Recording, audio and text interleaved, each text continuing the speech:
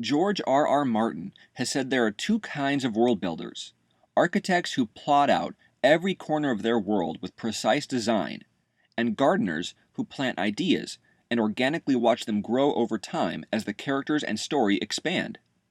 Today, we look at world building. I won't discuss how to shape a fantasy world, as there are many videos and alternative ways to do so. This is all about the function of the world within the context of the story. We will look at how the world affects the plot and characters, and how the world is designed through genre and theme. Strictly speaking out of function, the world must enhance the narrative. All too often, we see characters placed in a random interchangeable city, which has no greater consequence on the conflict or decisions at large. The world is your battleground, and should be as much of a character as your protagonist. Before we look at how the world affects your characters, let's first design the setting based upon your story functions. First, know your genre.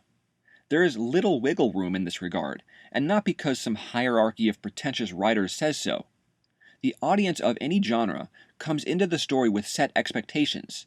Science fiction, for example, tends to have a lot of technology within its atmosphere, dark tones with primary colors, cold, claustrophobic steel, and monochromatic monoliths. On the other hand, romantic comedies tend to showcase a more effervescent atmosphere, with brighter colors and more space for the characters to breathe. This is still speaking generally, because most genres can be split into subgenre categories. Horror can verge into nature horror, space horror, paranormal, monster, and many others, each bringing their own set expectations. As far as horror goes on a generic level, though, the world will mainly consist of dark lighting, tight corners, and overbearing structures. The reason these expectations are set in each genre is because a specific tone is in play to evoke specific emotions from the audience. Dark, tense situations aren't the first place someone would look to fall in love. Now, if you decide to combine genres, this rule still applies, as you will have to combine atmospheres to adhere to expectations, while ensuring the genres you are mixing reach their full potential. For a horror comedy, you need to create settings that allow brighter moments of levity, while doubling as ominous and threatening under specific circumstances. In comes the creation as we move on to theme. If you haven't yet, go back and watch my video on theme and how it affects the story. Establish your theme and then piece together ways to organically argue that theme throughout the story. This argument can be visually represented within the world. Alice's Adventures in Wonderland dissects coming of age through growth, consumption, and misplaced identity, yet Through the Looking Glass takes the theme of identity further through ideas such as purpose, control, and self-reflection. The world she travels is set up like a chessboard, and she is bound to the rules of the world as if she were a pawn in an actual game of chess. The characters of your story go through a journey with a goal in mind. Joseph Campbell talks of a narrative device before the climax known as the protagonist's visit to death. This is the lowest point of the journey for the hero, where they decide if they will push forward until the end or give in to defeat. This is the sewage compartment in A New Hope, the Arctic plains in Monsters, Inc., or Maximus's capture in Commodus's cell. The world can also direct the characters visually. In both Dread and the Raid series, the characters ascend the levels like a video game, with each floor posing newer threats. In Snowpiercer, the characters must travel from the back of the train to the front of the train in order to succeed. In Harry Potter and the Philosopher's Stone, Harry battles obstacles as he and his friends descend deeper into Hogwarts towards his opponent.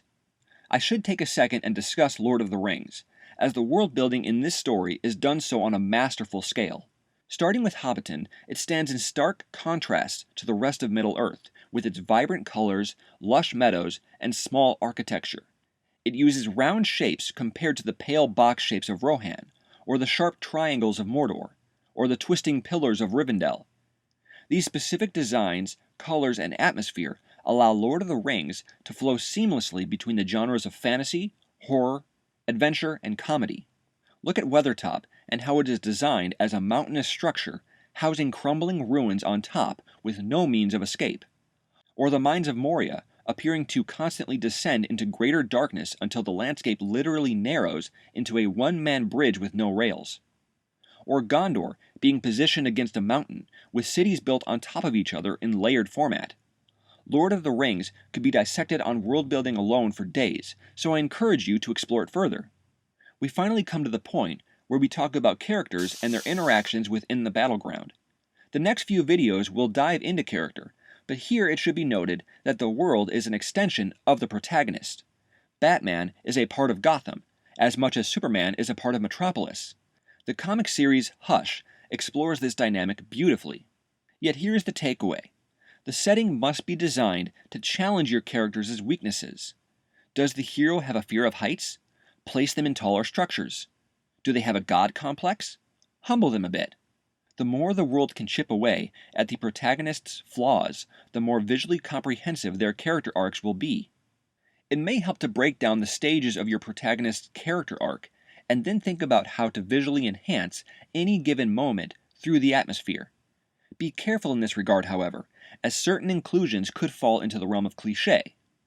Don't just add rain for dramatic effect, or have nature go haywire because it's visually enticing. There must be a purpose at play, driven by either symbolism or plot. The setting tells as much of the story as the players in it. Going back to Joseph Campbell, the hero's journey he describes works in a circular pattern, so as the character grows, his perspective on the familiar world changes.